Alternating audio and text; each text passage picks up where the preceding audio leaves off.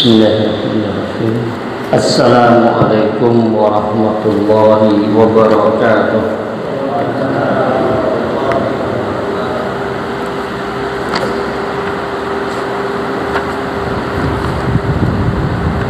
Innal hamdalillah nahmaduhu wa nasta'inuhu wa nastaghfiruh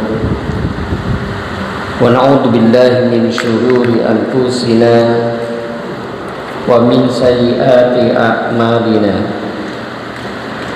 Man yahdihillahu fala mudhillalah wa man yudlil fala hadiyalah.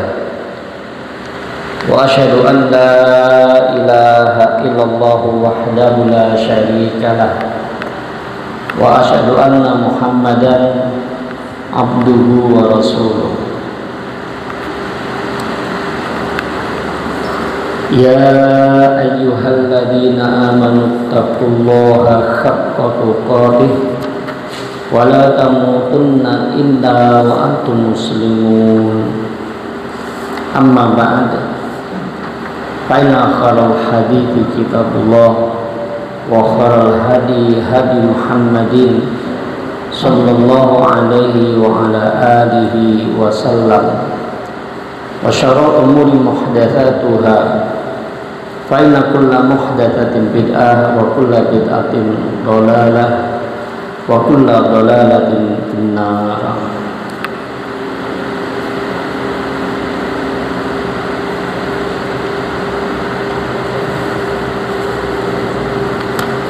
Ikhwani wa akhwati fillah,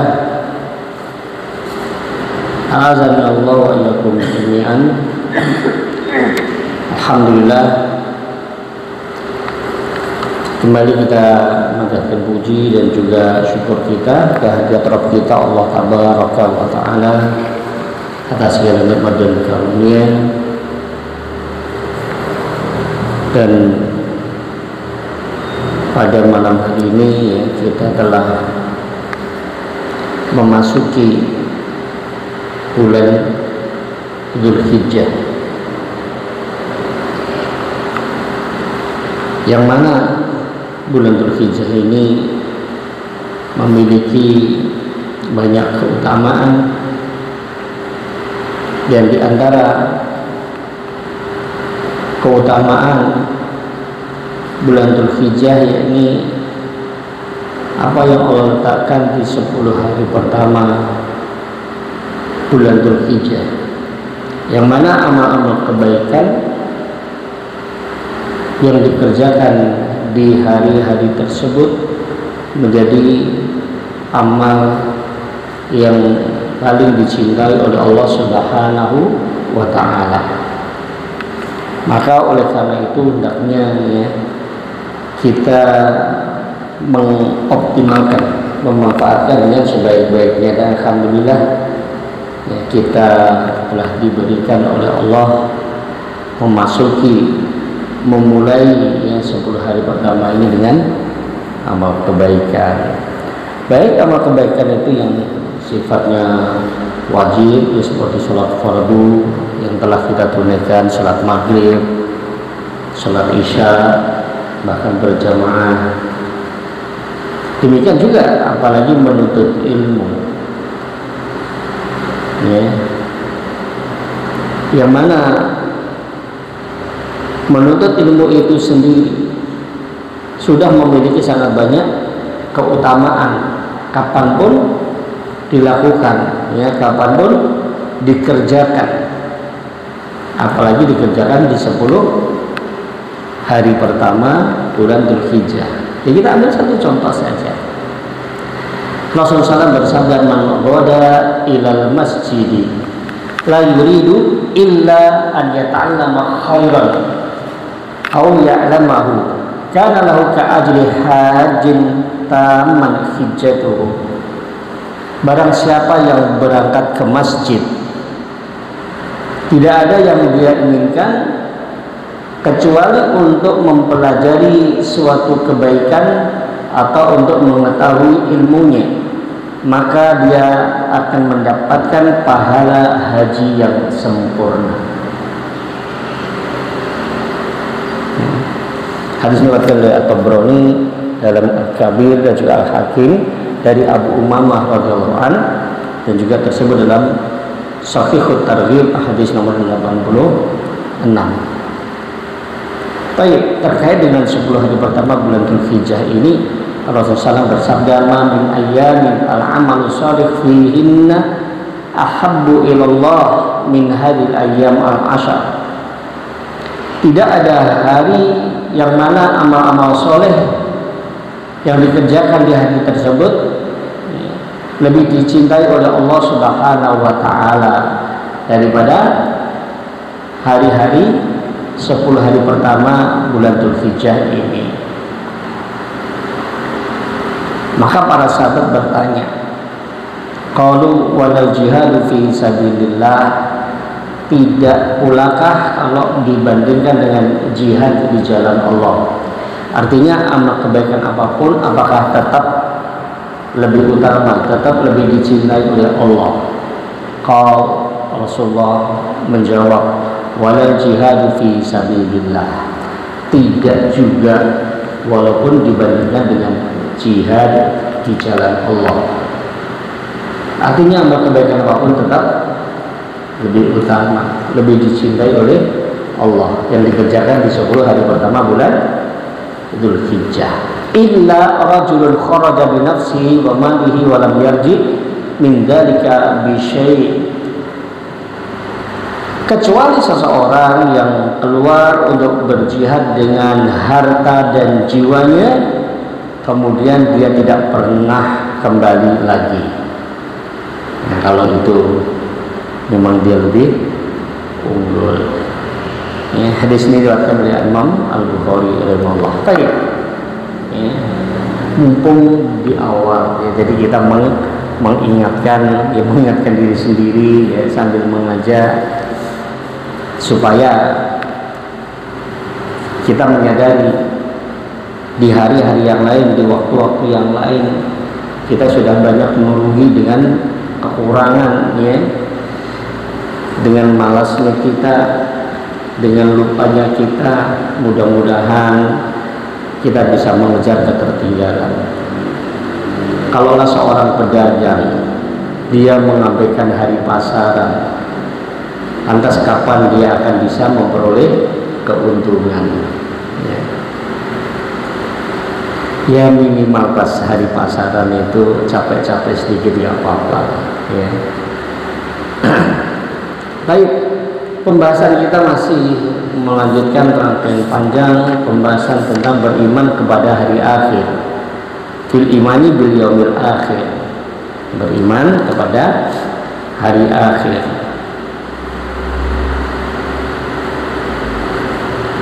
Dan beriman kepada hari akhir ini kita tekankan lagi, yang dimaksud bukan sekedar mengimani hari kiamat,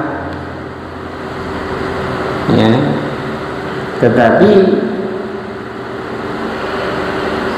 wa minal imani bil yaumil akhir al imanu bi kulli man akhbara bihin nabiyyu sallallahu alaihi wasallam mimma yakunu ba'dal maut, yakni kita mengimani setiap apa saja yang dikhabarkan oleh Nabi Muhammad sallallahu alaihi wasallam terkait dengan apa saja yang ada, apa saja yang terjadi setelah kematian.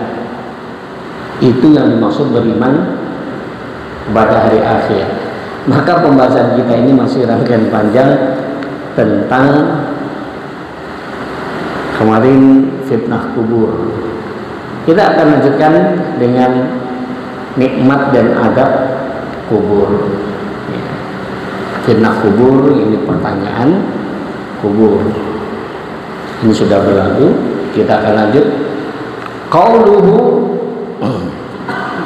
tsumma ba'da hadil fitnah imma na'imun wa imma adzabun.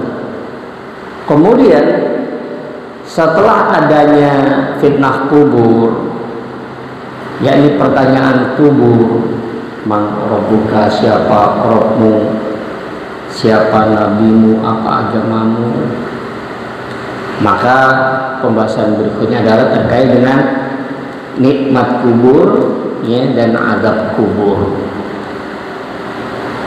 Summa hadi li mutlaqit tartib, kata summa yang disebutkan dalam kalimat atau perkataan Syekhul Islam Ibnu Taimiyah ini hanya untuk menunjukkan urutan saja, walaisat litarahi, tidak menunjukkan adanya jeda atau tinggal waktu.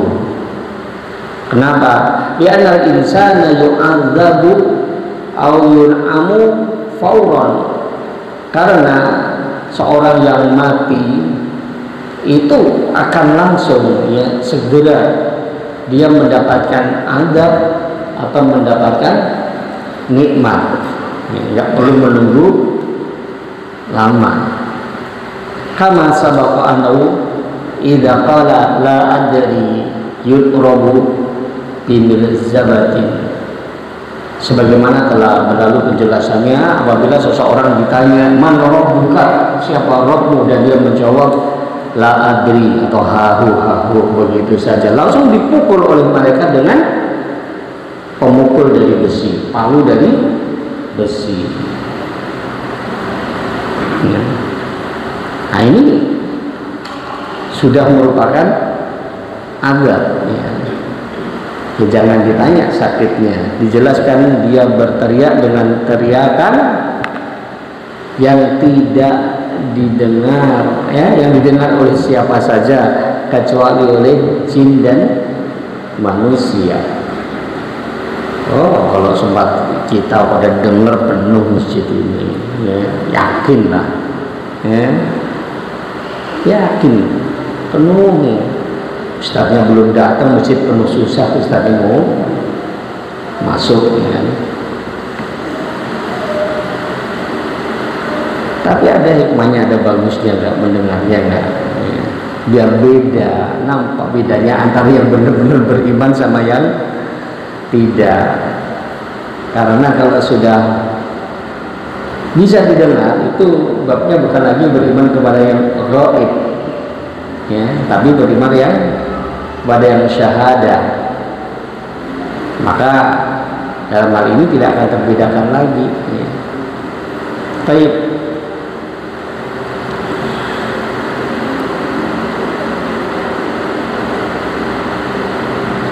Wa anna dzaka alladhi ajaba bis-shawab yuftahu lahu babun ilal jannah wa yuwassa'u lahu fi qabrihi. Adapun yang bisa menjawab dengan benar, dia pun juga langsung mendapatkan kenikmatan, dibukakan untuknya pintu surga, diperlihatkan surga yang akan ditempatinya kelak, diluaskan kuburannya. Kira-kira kalau seseorang itu diperlihatkan kepadanya, ini loh, ya, surga yang akan kau tempati, senang gak? Kita aja ditunjukkan, ini loh rumah, ya kan, yang kau akan tempati, hadiah di Pekanbaru, ukurannya misalkan rumah 20 kali 30 rumahnya saja nih, di jalan teh, ini kolamnya, aduh, pikir biasanya tidur jam 10, mungkin karena dikirimi foto-foto tadi, ya, jam 1 baru tidur, ya kan, lihat-lihat foto sambil senyum-senyum. Kayak jelas itu satu hiburan tersendiri, ya. Lawang kita ditunjukkan daftar bonus negara ini, kamu dapat sekian, belum terima itu, terus kapan cair? Minggu depan. Ayu itu sudah merancang rencana mau beli apa, mau renovasi rumah atau mau beli mobil. Gembira hati itu satu hiburan tersendiri, ya. Sebagaimana orang kalau diancam, ya kan, ditunjukkan sanksi atau hukuman yang harus dijalani, belum lagi menjalani, itu sudah tersiksa. Baik, wa hadha na'imu aw bil 'adzab hal wa 'ala al-badan aw 'ala ruh aw yakunu 'ala al-badani wa ruh jami'an. Pertanyaannya, nikmat dan azab kubur tersebut apakah terhadap badan ataukah terhadap ruh ataukah terhadap badan dan ruh sekaligus, ya, dua-duanya. Dijelaskan oleh Syekh Muhammad bin Shalih Al-Utsaimin rahimahullah. Naqul al-ma'rufu 'inda ahli sunnati wal jamaati annahu fil asli 'ala ruh. Kami katakan yang ma'ruf menurut ahlu sunnah wal jamaah bahwa nikmat dan azab kubur itu pada asalnya adalah terhadap ruh, ya, terhadap ruh. Wal badanu tabi'un laha, akan tetapi badan, jasad itu mengikuti, akhirnya ikut mendapatkan nikmat atau ikut tersiksa. Kama anna adzaba fid dunya 'alal badan wa ruh tabi'atun lahu. Sebagaimana kalau di dunia ada ataupun juga nikmat itu terhadap badan, namun ruh ikut merasakan, ya. Kira-kira kalau ada di antara kita tempeleng kawannya itu rasanya di mana? Di sini panas-panas gimana, tapi di sini awas itu nggak hilang, ya. Ini sudah sembuh, mungkin ya kan 1 jam udah hilang, tapi yang di sini yang ada 10 tahun pun nggak hilang. Jadi itu ketentuan yang berlaku, ya, di alam barzakh, dan ini yang berlaku di kehidupan dunia. Wa kama ahkam asy-syar'iyyah fid dunya 'ala dzahir wa fil akhirah bil aksi. Ya, sebagaimana hukum-hukum syar'i di dunia itu berdasarkan apa yang zahir, apa yang nampak. Adapun di akhirat sebaliknya, ya. Nah, ini juga hal yang harus dipahami, karena problem kita itu kita terjebak lebih memperhatikan apa-apa yang nampak saja, ya. Dan para ulama mereka telah mengingatkan kepada kita untuk lebih memperhatikan soal hati, soal jiwa kita, soal ruh ini, ya. Ya, karena kehidupan akhirat itu pasti, dan ketentuan yang berlaku di akhirat itu tidak seperti di dunia. Di dunia yang zahir patokannya, di akhirat apa-apa yang batin. Maka Allah berfirman, afala ya'lamu idza bu'thira ma fil qubur wa husila ma fis sudur. Maka apakah dia tidak mengetahui apabila apa yang ada di kuburan itu dikeluarkan, wa husila ma fis sudur, dan apa yang ada di dalam hati ditumpahkan. Ya, itu pada hari kiamat, ya.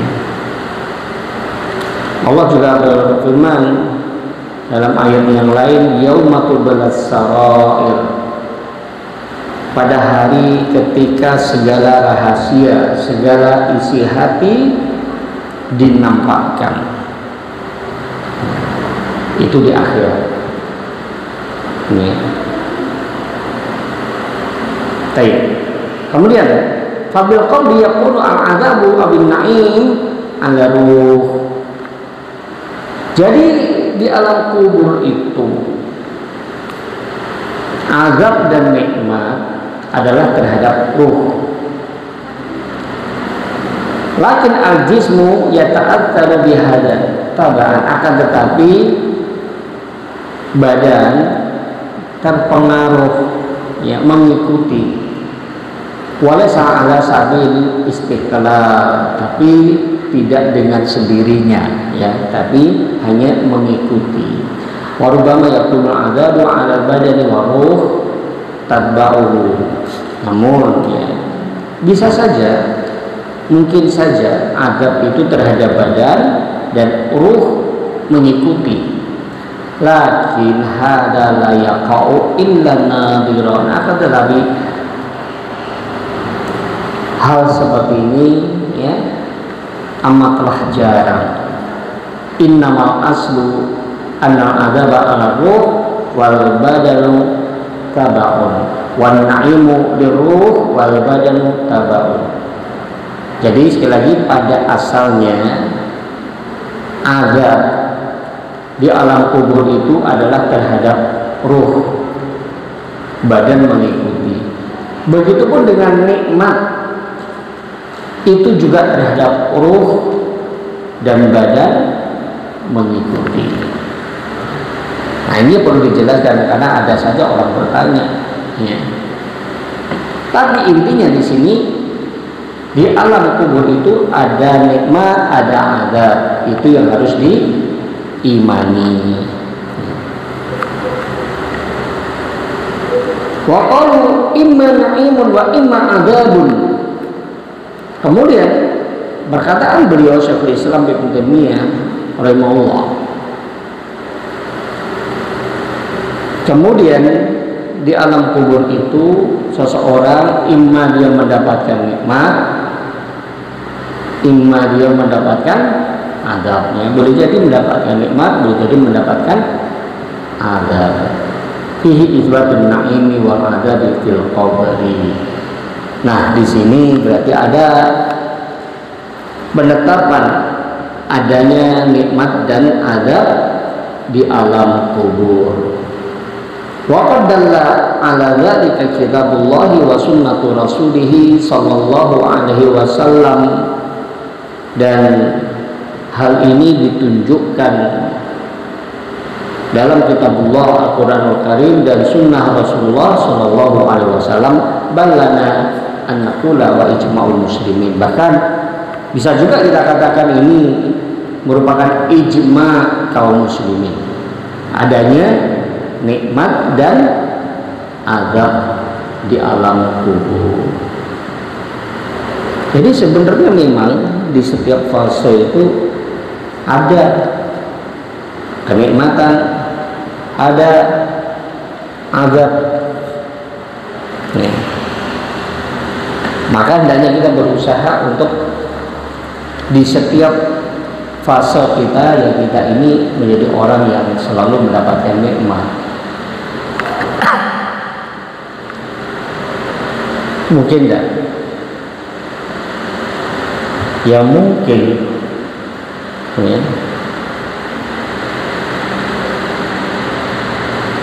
Bahkan ini yang harus benar-benar didudukkan, karena banyak dari kita itu salah paham, salah persepsi. Apa yang dipikirkan? Coba dikiranya kalau orang itu beriman di dunia wajib sengsara, bahagianya itu nanti saja ketika di surga. Adapun kalau orang kafir, ya kan, sengsaranya hanya nanti di neraka. Adapun sebelum itu, terutama di dunia, hidupnya bahagia. Ini pemahaman yang salah, ya, yang keliru. Dikhawatirkan sekarang sengsara, ternyata masuk kuburan lebih sengsara, masuk neraka super sengsara. Wallahu billah. Loh, nah sebenarnya kehidupan di akhirat, baik di alam barzakhnya ataupun ya kehidupan akhir di surga atau neraka, itu kan bukan berdiri sendiri, dia terhubung dengan kehidupan dunia. Ibarat cahaya itu dia apa ya, proyeksinya, gambarannya, ya. Gambaran kehidupan kita di dunia ini ya kurang lebih seperti itulah kita di akhirat, seperti itulah kita di alam barzakh.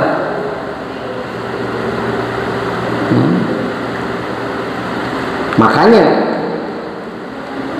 dia seakan seperti jalan ya, yang mengarahkan, yang mengantarkan kepada satu tujuan. Kalau jalannya salah, ya salah, nggak sampai. Maka oleh karena itu ya, di antara hal yang harus kita pahami bagaimana dalam kita menata hati, diawali dari menghadirkan gambaran-gambaran di dalam hati kita tentang kehidupan dunia. Kehidupan dunia yang remeh, yang hina, kehidupan dunia yang fana, kehidupan dunia yang singkat, kehidupan dunia yang tidak setia, kehidupan dunia yang banyak tipu daya. Sehingga hati ini ketika telah memiliki gambaran pemandangan tentang dunia, maka dia akan berjalan hati ini meninggalkannya, tidak lagi mau memandangnya, apalagi sampai tertarik, terpesona. Kemudian dia hadirkan gambaran-gambaran tentang kehidupan akhirat, kehidupan akhirat yang abadi, ya, kehidupan yang hakiki. Dihadirkan gambaran tentang neraka, azabnya yang begitu pedih, apinya yang demikian panas, para penghuninya yang disiksa sedemikian rupa, yang membuat hati ini menjadi takut dan kemudian berusaha tergerak mulai bagaimana cara diri ini terbebas, terhindar, selamat darinya. Ya, karena aktivitas kita itu berawal dari segala gambaran yang ada dalam hati. Kita hadirkan gambaran tentang surga, tentang segala kenikmatan yang ada di dalamnya, tentang penghuninya, tentang kebahagiaannya, tentang keridhaan Allah yang dia dapatkan, perjumpaan dengan Allah yang penuh dengan kebahagiaan, kesempatan memandang wajah Allah yang mulia, sehingga kemudian terdoronglah dia untuk berusaha meraih itu. Ya, baik. Sekarang yang harus benar-benar diluruskan, kalau seseorang itu benar-benar beriman kepada Allah Subhanahu wa Ta'ala, misalnya dia akan bahagia kapanpun dan dimanapun,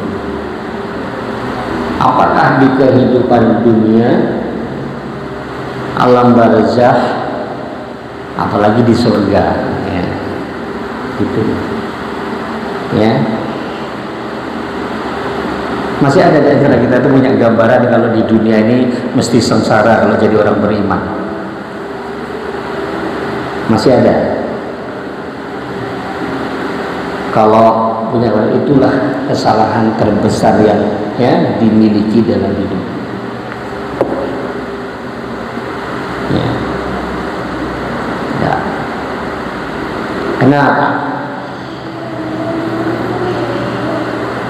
Ya karena orang yang beriman itulah orang yang sebenarnya mendapatkan kebahagiaan yang hakiki.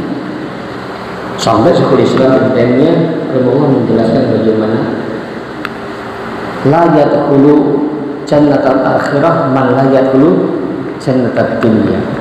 Tidak akan masuk surga akhirat orang-orang yang tidak memasuki surga dunia.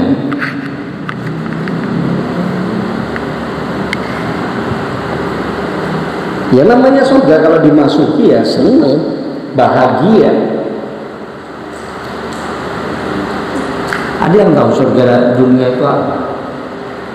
Apa surga dunia? Nah, mikirnya jangan ngeres-ngeres ya kan?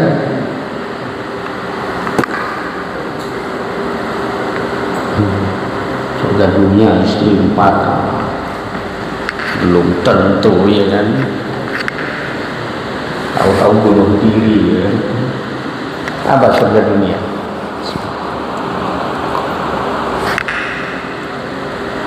Iman.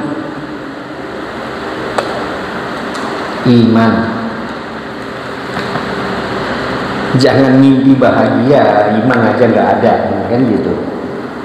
Jadi nggak ada ceritanya orang kafir itu bahagia. Iman, ya. Walakin Allah habbaba ilaikumul iman wa zayyanahu fi qulubikum. Akan tetapi Allah dialah yang menjadikan kamu itu cinta pada keimanan. Orang itu kalau sudah jatuh cinta jangan ditanya lah ya kan. Apa bahasa kita? Gandrung, kan? Sedangkan orang sedang mabuk cinta. Dan Allah jadikan apa? Wa zayyanahu fi qulubikum. Dan Allah jadikan keimanan itu indah dalam hatimu. Mestinya bawaannya kan senyum-senyum aja kan. Kenapa? Dalam hatinya dia menemui sesuatu yang sangat indah. Kok merenut? Merenut apa kan? Masih aja ya. Sungguh enggak iya ya. Paham ya? Demikian juga Allah telah menjelaskan ya. Man amila shalihan min dzakarin aw unsa wa huwa mu'min falanuhyiyannahu hayatan thayyibah. Barang siapa yang mengerjakan amal soleh baik dia laki-laki ataupun perempuan wa huwa mu'min, nah ini wa huwa mu'min, dengan syarat dia beriman. Dalam keadaan beriman pasti kami berikan kepadanya kehidupan yang baik. Kehidupan, paham kehidupan ya, walaupun penghidupannya ya pas-pasan ya. Ini di dunia, ini di dunia. Adapun di akhirat Allah berikan balasan yang lebih baik atas amal perbuatannya. Bahagia, kehidupan yang baik, tumakninatul qalbi wa rahabatu sadri, hati yang tenang, dada yang lapang, ya, dicela orang senyum, ya enggak, hasil panen enggak begitu banyak, ya, disyukuri, nih, masih ada, ya. Ada musibah disabari. Tapi nggak mungkin orang bersyukur, orang bersabar kalau dia tidak beriman. Ini yang terus akan saya ulang-ulang. Tidak mungkin, karena syukur dan sabar itu buah iman. Rasulullah yang menjelaskan, ajaban li amril mu'min, inna amrahu kulluhu khairun wa laysa dzaka li ahadin illa lil mu'min. Sungguh mengagumkan semua urusan orang yang beriman, ya. Sungguh mengagumkan urusan orang yang beriman karena semua urusannya bagus, semuanya baik. Wa laysa dzaka li ahadin illa lil mu'min. Dan kondisi keadaan yang serba baik ini tidak mungkin ada, tidak mungkin dimiliki kecuali oleh orang yang beriman. Apa itu? In asabatu sarra'u syakara fakana khairan lah, wa in asabatu dharra'u sabara fakana khairan lah. Kalau mendapat kenikmatan bersyukur, maka ini kebaikan baginya. Kalau mendapatkan musibah bersabar, ini adalah kebaikan baginya. Begitu. Mungkin nggak orang kafir bersyukur, bersabar? Mungkin nggak? Nggak mungkin. Karena kita harus punya gambaran yang berbeda, menyelisih dari apa yang dijelaskan oleh Rasulullah. Tidak mungkin, mustahil. Nah, inilah pilar kebahagiaan yang hakiki, syukur dan sabar. Makanya kalau kita mendapati diri kita ini tidak bahagia, ya kita tanya, kita lihat kenapa nggak bahagia. Apa dagangan saya ini lakunya cuma sekian, ini loh nih saya lagi kenaikan gaji saya naiknya sekian, kawan naiknya sekian. Nah, dari sini bukan masalahnya tidak terletak kepada berapa daganganmu laku, berapa gajimu naik bertambah, tapi letak masalahnya karena kamu tidak bersyukur. Jangan salahkan siapa-siapa, masalahnya kamu tidak bersyukur. Itu aja. Ya karena telah melanggar apa yang diingatkan Rasulullah, apa yang diwanti-wanti oleh Rasulullah. Unduru ila man huwa asfala minkum wala tanduru ila man huwa fawqakum. Wa ajdaru an la tajdaru nikmatallahi alaikum. Lihat oleh kalian orang-orang yang berada di bawah kalian dalam perkara ini. Jangan lihat orang-orang yang ada di atas kalian. Ya, ini yang lebih pantas bagi kalian agar kalian tidak meremehkan nikmat yang Allah telah berikan kepada kalian. Oh, dilanggar. Paham ya? Jadi sebab ketidakbahagiaan itu kalau karena nggak bersyukur, tidak bersyukur, ya karena nggak sabar, tidak mau bersabar, perasaannya kayak dia saja yang dapat musibah, kayak orang lain itu nggak ada yang dapat musibah, mana ada. Baik, adapun kehidupan orang kafir itu ya mereka selalu dalam keadaan ya tidak bahagia. Bagaimana mau bahagia? Sementara mereka adalah orang-orang yang berpaling dari peringatan Allah, dan Allah berfirman, "Wa man a'rada an dzikri fa inna lahu ma'isyatan dhanka wa nahsyuruhu yaumal qiyamati a'ma." Dan barang siapa yang berpaling dari peringatanku, maka sungguh dia akan menjalani kehidupan yang sempit. Dan kami akan kumpulkan dia pada hari kiamat dalam keadaan buta. Tidak kelihatan sempitnya itu di sini kok, ya kan? Hati yang tidak pernah tenang, dada yang sempit, gelisah, takut, khawatir, mana enak, ya. Tapi hartanya banyak, terus ngapain kalau hartanya banyak? Memangnya mau harta banyak? Mau ya? Allah itu kalau menyiksa itu gak mesti dibikin melarat seseorang. Enggak. Coba lihat dalam surat Taubah ayat 55. fala tu'jibka amwaluhum wala auladuhum innama yuridullahu yu'adzibahum biha fil hayatid dunya wa tazhaqa anfusuhum wa hum kafirun. Maka janganlah harta dan anak-anak mereka membuat kalian kagum.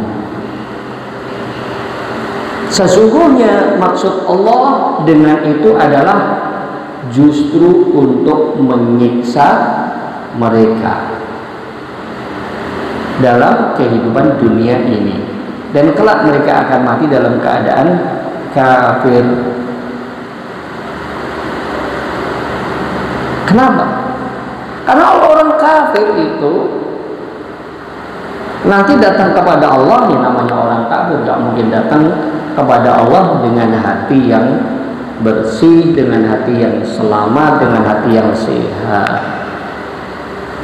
Yauma la yanfa'u malun wala banun illa man atallaha biqalbin salim. Ingatlah pada hari yang di hari itu tidak ada gunanya harta dan anak-anak, kecuali orang yang datang kepada Allah dengan hati yang selamat. Tidak perlu orang harus capek urus anak, jangankan ya anak 10, anak 1 aja banyak yang ngeluh nggak bisa di malam tidur, anak rewel, anak 1. Kalau di tempat kerja itu yang baru punya anak itu kan ceritanya kayak ya, anaknya ngompol lah, anaknya ini yang diceritain, anaknya yang banyak pula ya.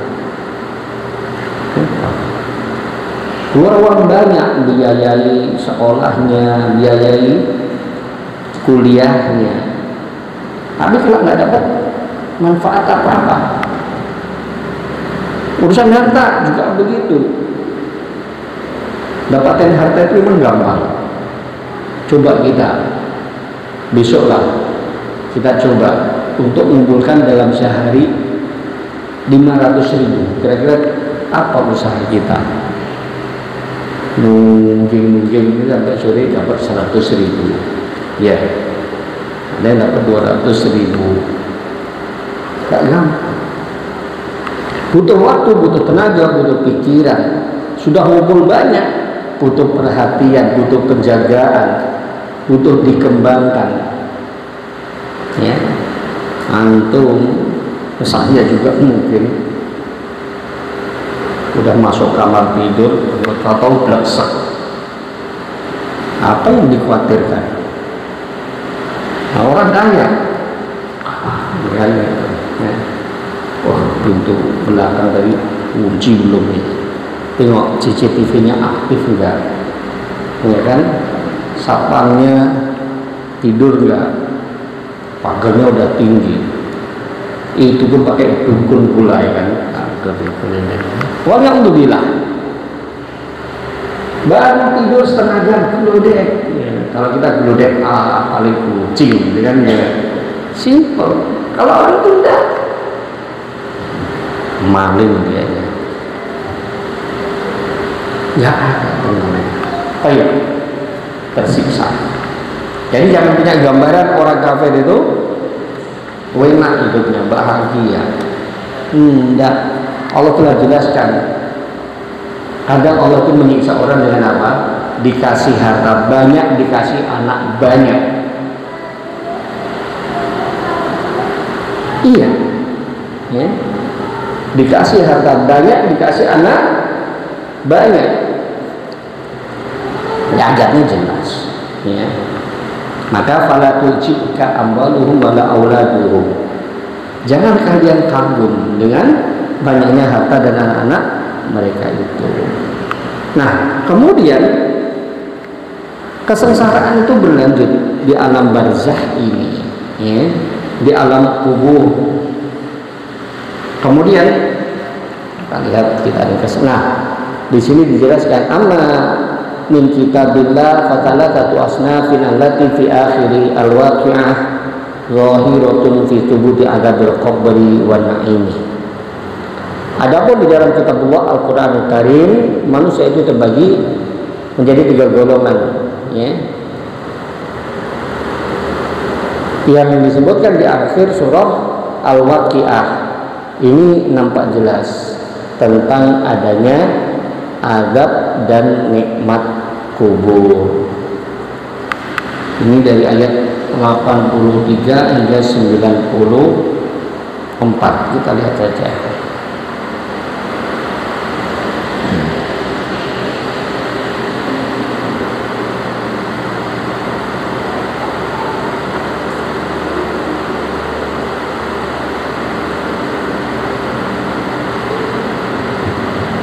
Baik, kita lihat dari ayat 83 hingga 94. Allah Subhanahu wa taala ya berfirman, "Falaula idza balaghatil hulqum." Maka kalau begitu, mengapa tidak mencegah ketika nyawa telah sampai di kerongkongan? Wa antum hina idin tanzurun, dan kamu ketika itu melihat. Wa nahnu aqrabu ilaihi minkum walakin la yubsirun, dan kami lebih dekat kepadanya daripada kamu, tetapi kamu tidak melihat. Falaula in kuntum ghaira madinin, maka mengapa jika kamu memang tidak dikuasai oleh Allah, tarji'unaha in kuntum shadiqin, kamu tidak mengembalikannya, yakni nyawamu itu jika kamu orang yang benar. Fa amma in kana minal muqarrabin,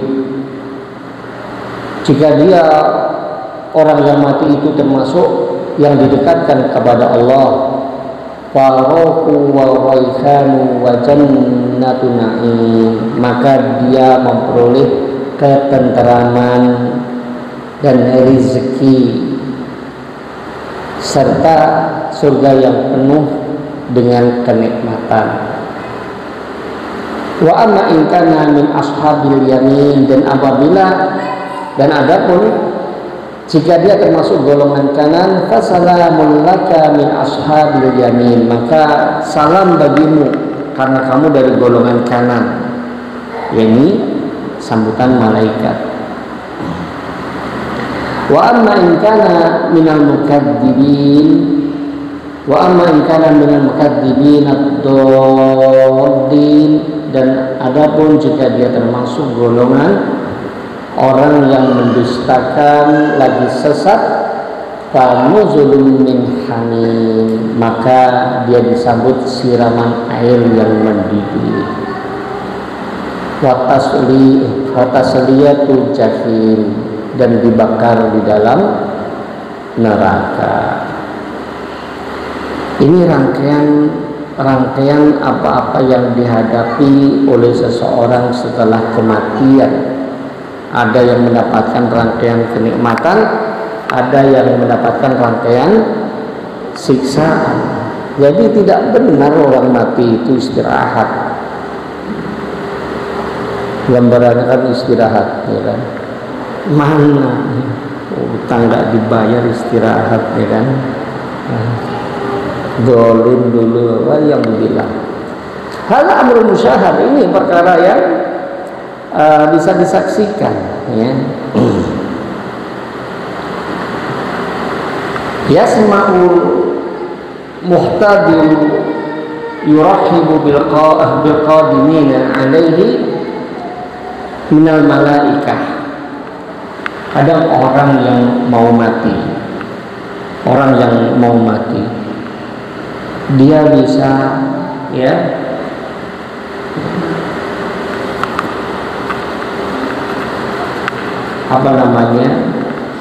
melihat, nampak dan menyambut malaikat yang datang, ya.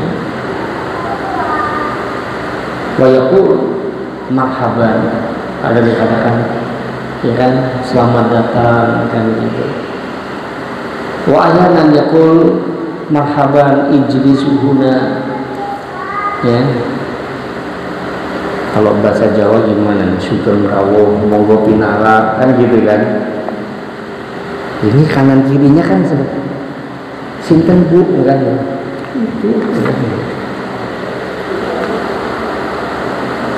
Silakan masuk, silakan duduk. Kama dzakara Ibnu Qayyim fi Kitabur, sebagaimana hari ini disebutkan oleh Ibnu Qayyim dalam kitab beliau Ar-Ruh.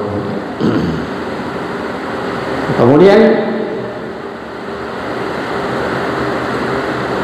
wa ahyanan yahissu bi anna hadha ar-rajul usiba bi syai'in makhif fa yataghayyaru wajhuhu indal maut idza nazalat 'alaihi malaikatul 'adzabi wa na'udzu billah.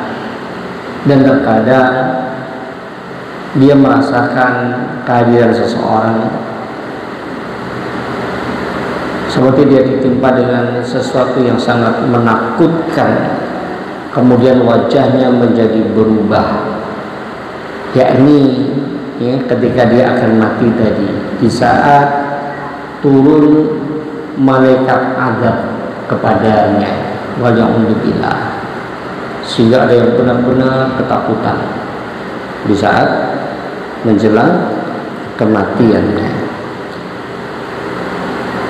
Sebenarnya banyak pelajaran yang telah kita dapatkan, tetapi banyak dari kita ini cepat lupa, ya. Apalagi kalau sudah lihat kebunnya mau panen, ya kan, lihat ternaknya gemuk-gemuk. Apalagi kalau sudah dihadapkan kepadanya secangkir kopi panasan, hilang. Gak usah heran, mudah kita mendapati di antara kita bercanda di kuburan di saat saudaranya meninggal, belum lagi dikubur, belum lagi selesai, sikut kanan, sikut kiri, ya. Kamu yang lanjutkan ya, lanjutkan apa ya kan? Bayar utang? Enggak, ya kan? Nanti aja lah.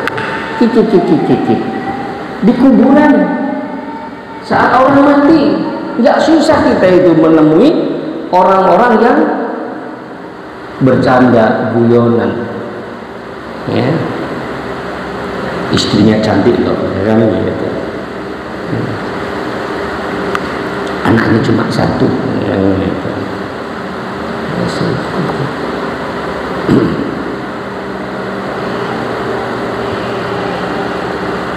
Ini hal yang ya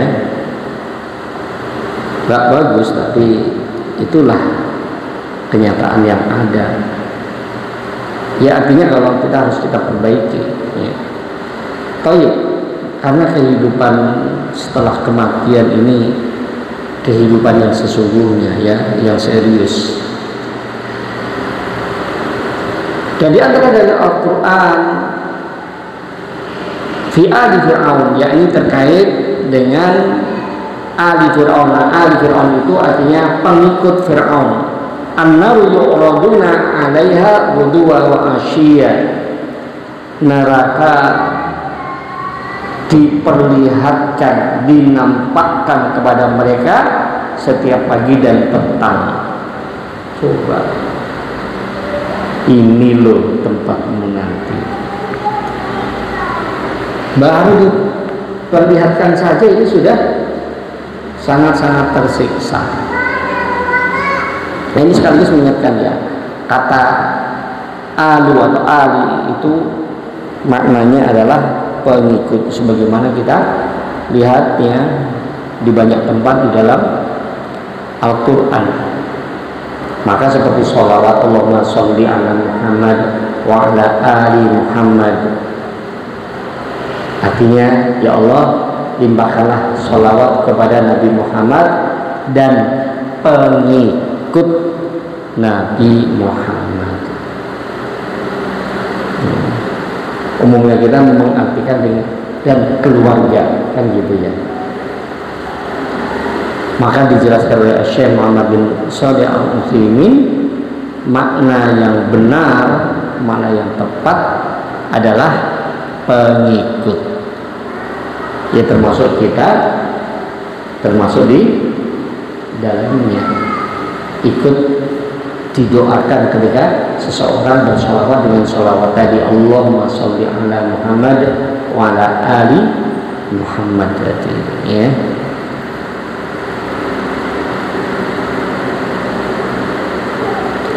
Kemudian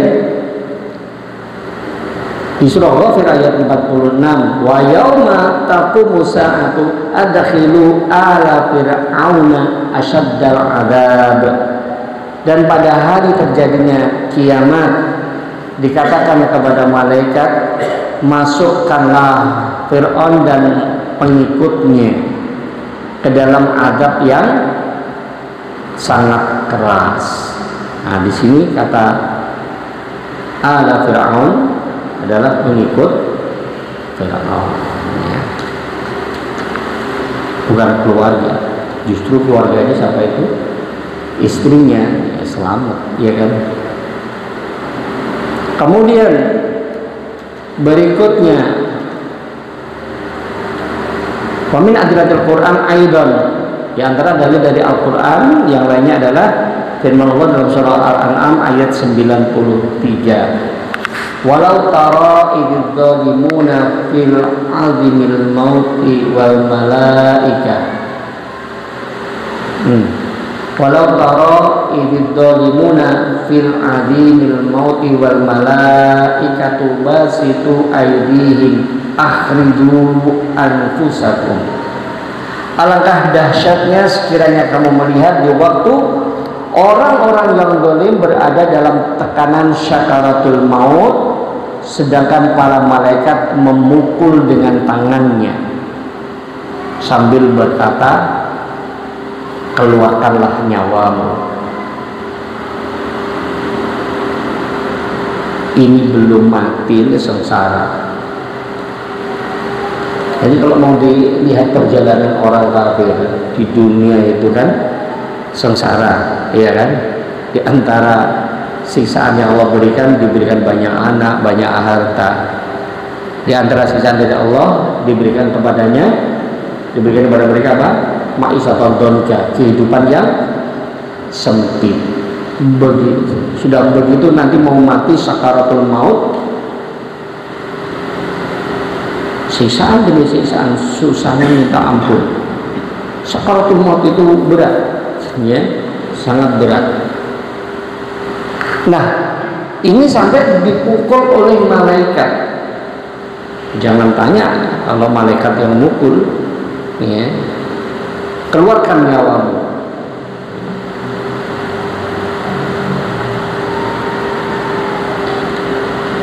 Wahum sahuna bi anfusihim la yuridunaha an takhruja li annahum qad basaru bil adab, qad busiru bil adab wal uqubah fatajiduha ta'ba al khuruj.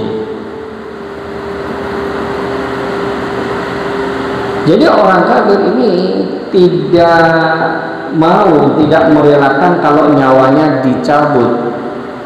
Mereka tidak ingin nyawanya keluar dari tubuhnya. Kenapa? Ya karena telah diberikan kabar bahwasanya akan diazab. Ya. Makanya menolak, ya. Maka ruh menolak untuk keluar. Bandel, tarik udah sakit kayak apa, masuk lagi tarik. Dan itu gambaran tentang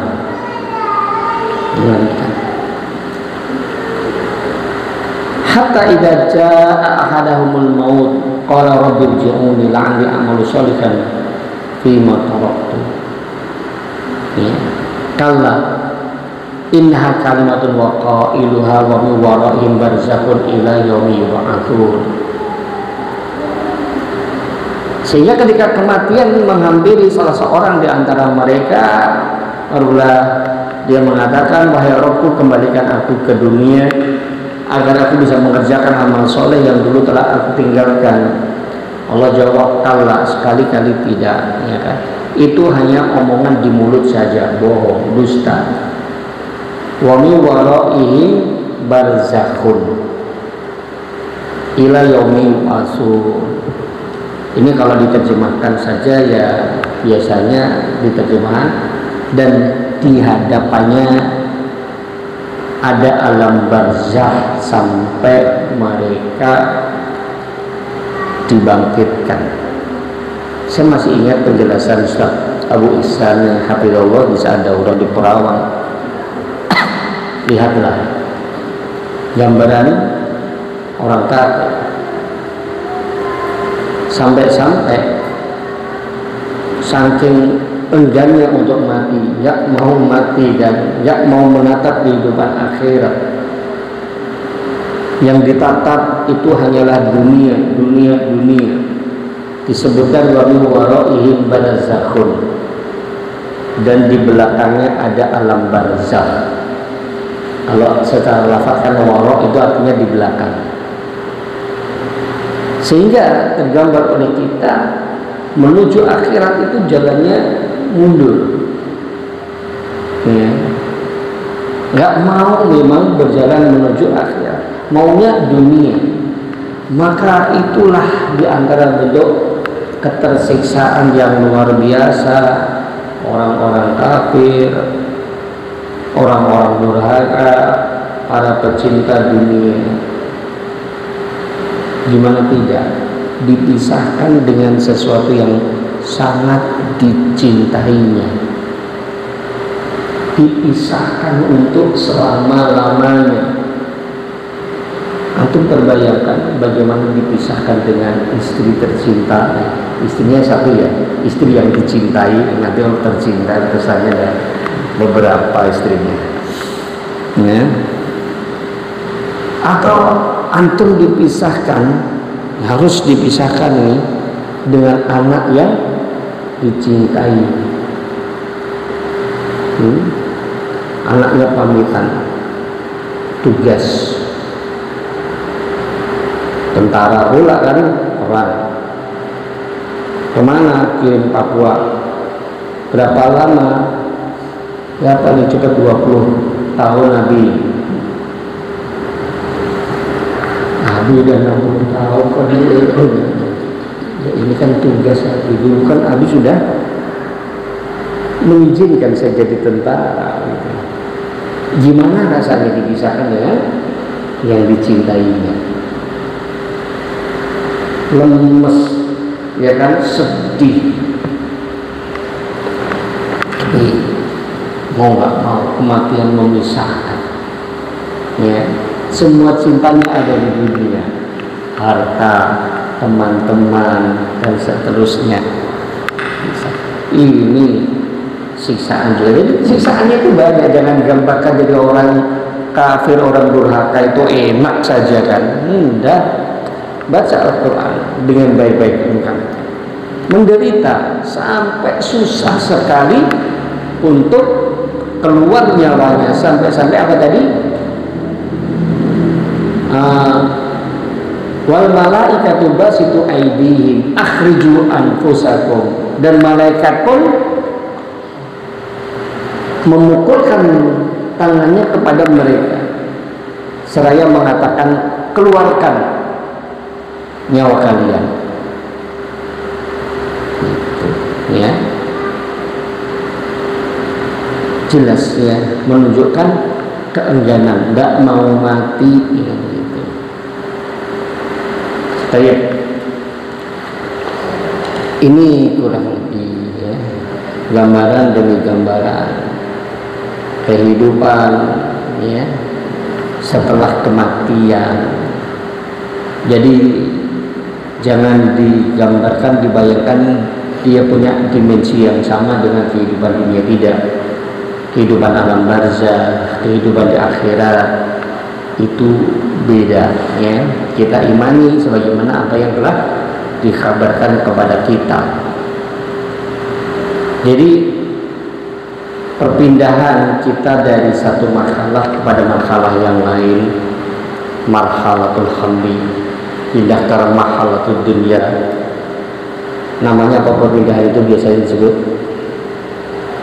kelahiran. Kapan nanti melahir? Itu perpindahan dari kandungan kepada kedua. Kemudian dari marhatul dunia ila marhatul barzakhiyah.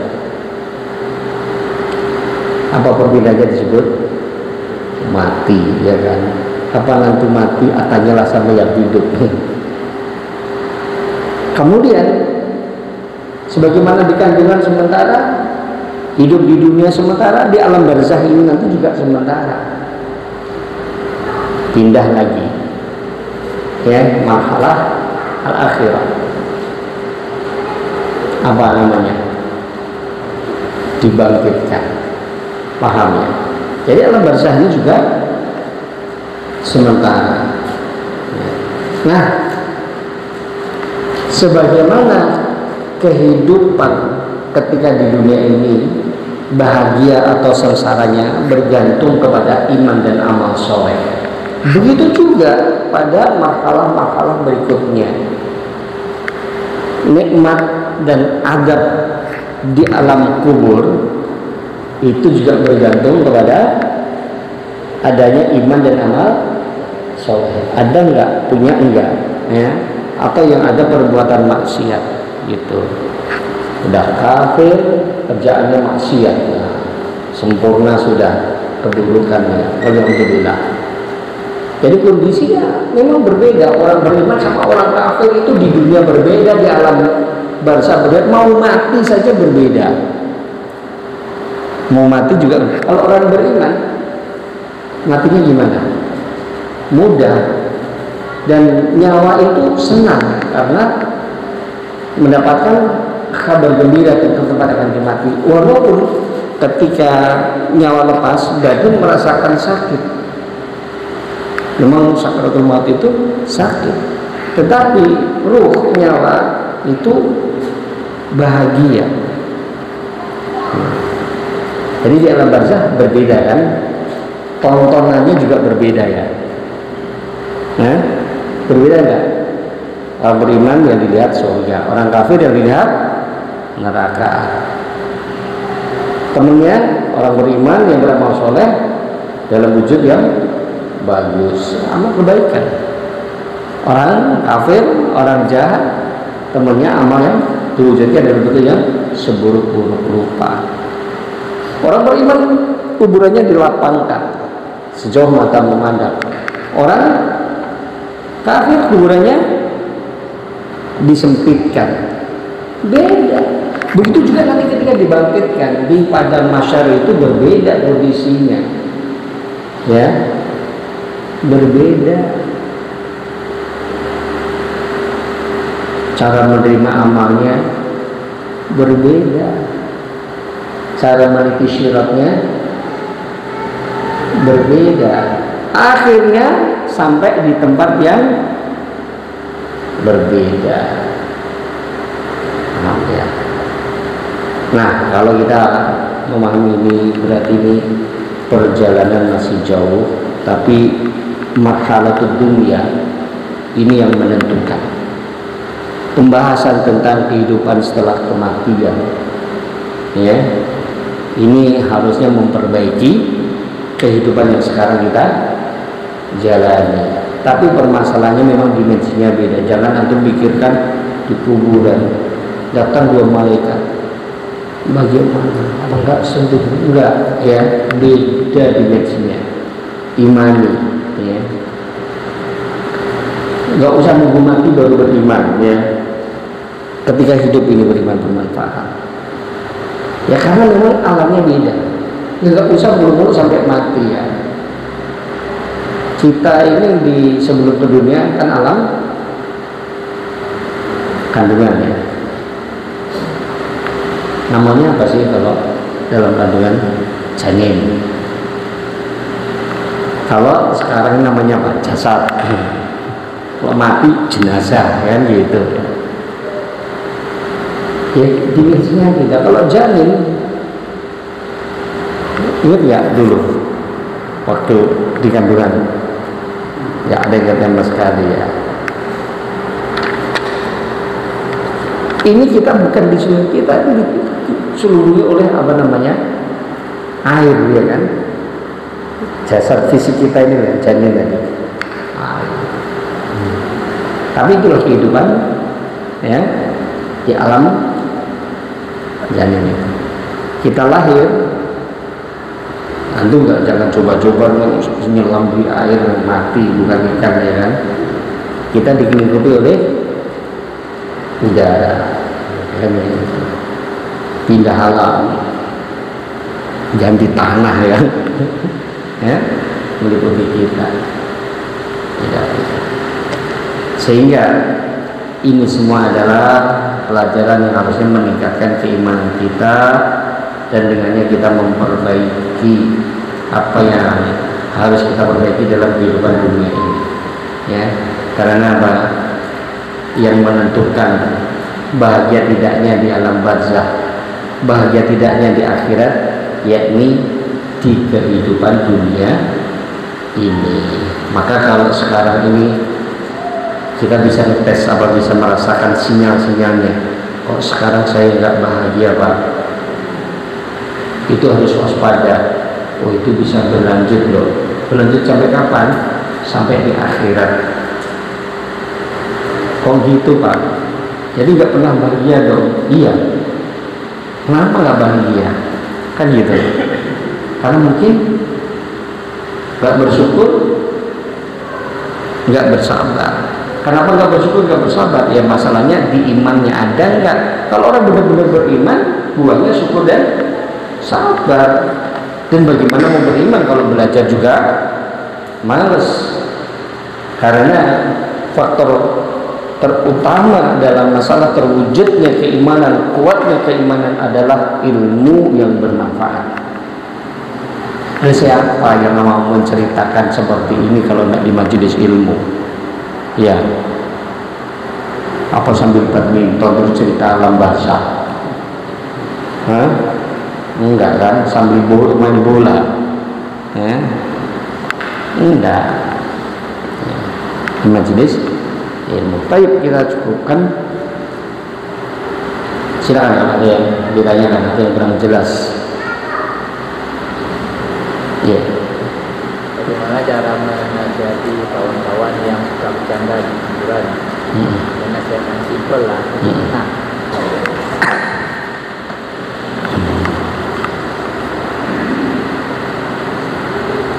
Ya sebenarnya lihat kawannya juga. Kadang kawan ini sudah tua juga pergi berbulian.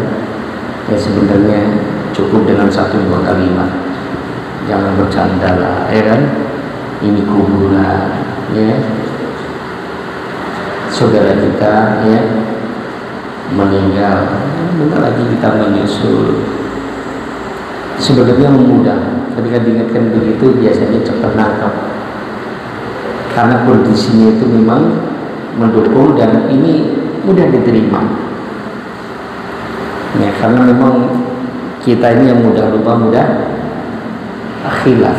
Ya, kalau sudah ngomong lebih dari seperlunya, melebar ke hal-hal yang tidak perlu. Yang terbaik memang kita itu ya tidak, silakan bercanda tetapi hal-hal yang boleh, tapi juga porsinya itu jangan banyak kali, apalagi berlebihan, menjadikan hati itu keras, nggak sensitif lagi. Kalau itu kuburan bukan tempat bercanda, ya.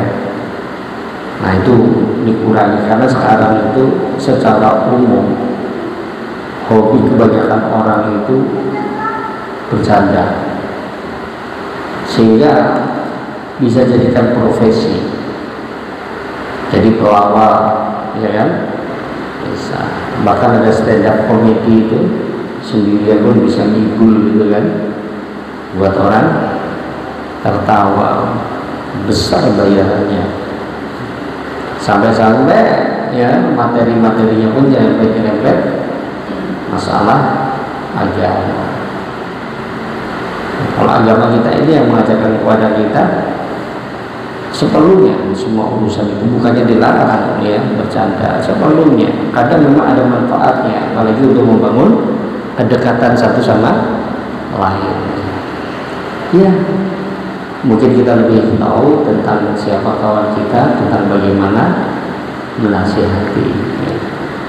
Allah SWT.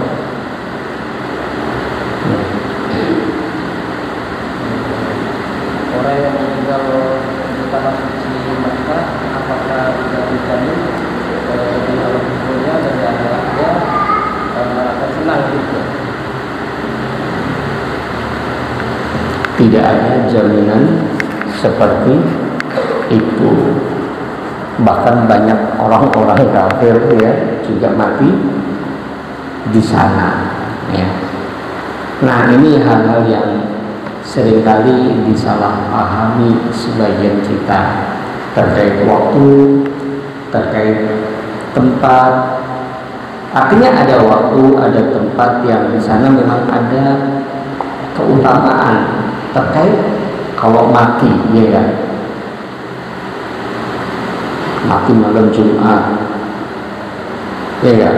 Hari Jumat, mau Jumat depan untuk masuk jadwal belum.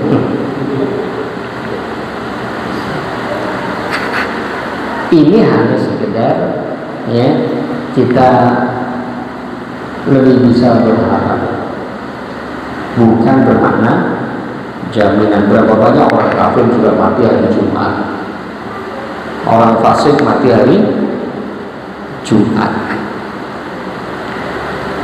Bahkan sampai dijelaskan oleh Syekh Muhammad bin Shalih Al-Utsaimin rahimahullah tentang makna husnul khotimah. Itu bukan berarti ketika seseorang mati di masjid, mati sedang memegang mushaf Al-Quran, mati ketika sedang sujud. Bukan. Ya bisa aja kan orang sedang baca Quran gini biar antum dengar, wah udah bagus nih. Setelah belajar 3 bulan ya kan, oh mantep baca gitu kan, mengharap pujian orang, mati tiba-tiba. Mati pas apa tadi? Baca Al-Quran. Baca Al-Qurannya gimana? Nah, paham ya? Kita nggak tahu kan? Maka yang terpenting dari kita adalah orang yang mati husnul khatimah itu mati dalam keadaan dia beriman kepada Allah dengan akidah yang lurus, mentauhidkan Allah Subhanahu wa ta'ala. Lihatlah Rasulullah itu matinya gimana, Abu Bakar matinya gimana, Khalid bin Walid matinya gimana. Tapi kan itu ya, itu yang terpokok. Bagaimana kita mati dalam keadaan wala tamutunna illa wa antum muslimun, wala tamutunna illa wa antum muslimun. Jangan sampai kamu mati kecuali dalam keadaan sebagai muslim, mentauhidkan Allah. Itu ya. Baik. Ya. Allah SWT. Terakhir satu lagi.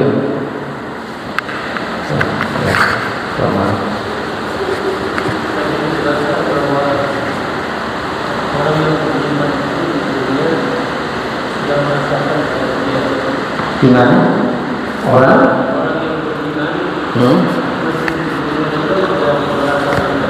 iya.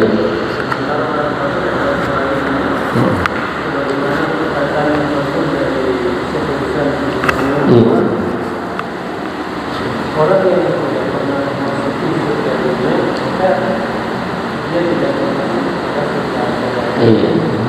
Lalu bagaimana dengan hadis? Ada sinkronisasi juga. Iya. Hadisnya sinkronisasi. Iya.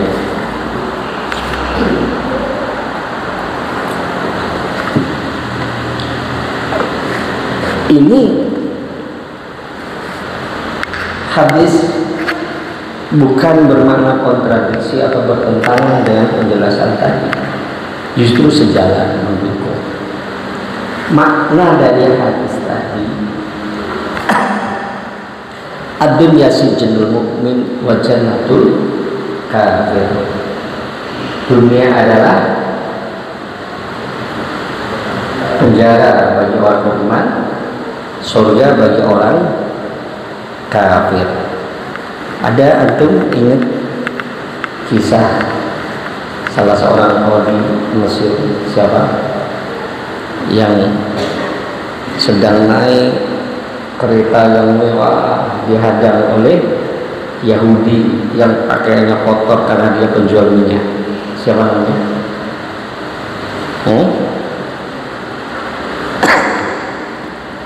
Siapa? Belajar. Kita lihat dulu. Ada dalam Kitabul Ilmi, dibawakan juga oleh Syekh Utsaimin rahimahullah. Jadi komplain lah si Yahudi ini. Bukankah Nabi Nuh telah mengatakan ad-dunya sijnul mu'min, dunia itu penjara bagi orang yang beriman, wa jannatul kafir, dan surga bagi orang kafir. Tapi lihat sekarang, aku dalam penderitaan yang seperti ini dan engkau berada dalam kemewahan. Maka dijelaskan, bukan begitu.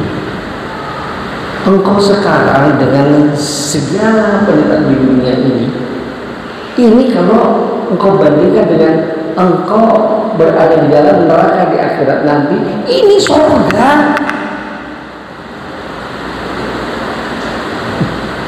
Ini surga, enak-enak hidup lah. Adapun aku dengan segala kemewahan, ya kan? Kalau dibandingkan dengan segala kenikmatan yang ada di surga, ini gak ada apa-apa, ini penjara, ini apalah ini semua. Paham? Bukan berarti kalau orang beriman hidupnya harus sengsara, menderita, dan orang kafir harus mewah begitu. Enggak. Perbandingannya itu antara kehidupan orang kafir ketika di dunia dan kehidupan orang kafir ketika di akhirat. Kehidupannya ketika di dunia yaitu Masya Allah, ya kan, surga. Dunia ini semarat-marat kita itu kalau dibandingkan dengan di neraka, ampun, dan gak usahlah di neraka, ya kan, masukkan penjara, benar. Demikian juga segala kenikmatan yang ada di dunia ini kalau dibandingkan dengan kenikmatan yang ada di akhirat juga gak ada apa-apanya. Makanya neraka itu berat. Sampai-sampai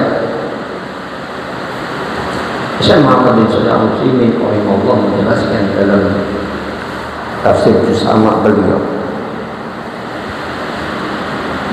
kalaulah seandainya seseorang dari semenjak balik sampai dia mati dihabiskan waktunya untuk beribadah kepada Allah,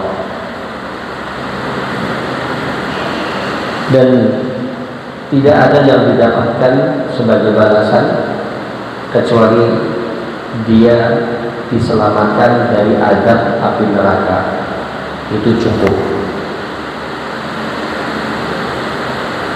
Itu sudah cukup, bahkan lebih dari cukup. Jangan dianggap remeh namanya azab. Jadi nggak dimasukkan neraka, tidaklah kayak tetap di dunia begitu saja. Wah, itu sudah harus syukuran 7 tahun, ya kan, berturut-turut gitu. Gimana enggak?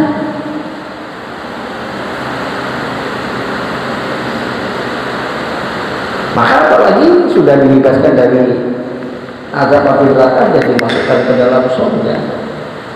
Wah, itu lebih lagi, kan begitu. Makanya ya, amal itu bukan sebagai penukar nikmat surga, tetapi memang dia harus dikerjakan karena adalah syarat. Karena Allah melimpahkan rahmatnya menyelamatkan seorang hamba dari azab api neraka dan dimasukkan ke dalam surga. Allah melimpahkan rahmatnya ini ya kepada hambanya yang beriman dan beramal soleh, begitu. Paham terkait masalah ini? Gak apa-apa, antum kaya juga gak masalah. Antum mau gak kaya? Oh, Rasulullah mengatakan ada sabil ghina liman ittaqa wasikah liman ittaqa khairun minal ghina. Enggak ada masalah kaya bagi orang yang bertakwa, tapi kesehatan bagi orang yang bertakwa itu lebih baik, lebih berharga daripada kekayaan ya. Kesehatan bagi orang yang bertakwa lebih baik daripada kekayaan. Nah kan jelas enggak masalah ya, kaya bagi orang yang bertakwa. Kalau nggak bertakwa, kaya masalah nggak? Lah bahasa begini di manitako tidak masalah kaya bagi orang yang bertakwa. Artinya kalau tidak bertakwa kaya masalah, miskin masalah, karena sumber masalah itu ketidaktakwaan. Tapi kalau orang bertakwa kaya masalah, miskin nggak masalah, karena bersama dengan ketakwaan Allah selalu beri solusi ya kan. Miskin ya sadar solusinya, kaya ya bersyukur, simpel ya. Jadi paham ya, jadi nggak ada kontradiksi. Dan jangan digambarkan jadi orang beriman itu mesti sengsara kan gitu, mesti menderita, mesti indah. Jadi harus diluruskan ini. Mulai sekarang juga, mulai detik ini juga kita harus bahagia ya. Jadi kalau mulai ada ketidakbahagiaan, segera koreksi diri. Mungkin saya kurang bersyukur, mungkin saya kurang bersabar, atau mungkin karena maksiat dosa yang saya perbuat yang saya belum beristighfar, belum bertaubat darinya, sehingga membuat hati gelisah. Itu saja kuncinya. Karena dijadikan oleh Ibnu Qayyim, pilar kebahagiaan itu ada pada syukur, sabar, dan istighfar. Nah, tidak terkait dengan harta, kedudukan, harta, tahta, dan kawan-kawannya ya. Enggak, bukan di situ. Ini saya rasa cukup dulu, semoga bermanfaat. Insya Allah kita akan lanjutkan pada pertemuan yang akan datang, dan semoga Allah selalu memberikan kepada kita ya, kemudahan, kesabaran, keikhlasan, dan juga keistiqomahan. Kalau ada salah dan kurang, saya mohon maaf. Wassalamualaikum warahmatullahi wabarakatuh. Subhanaka wa bihamdika asyhadu an la ilaha illa anta astaghfiruka wa atubu ilaik. Wassalamualaikum warahmatullahi wabarakatuh.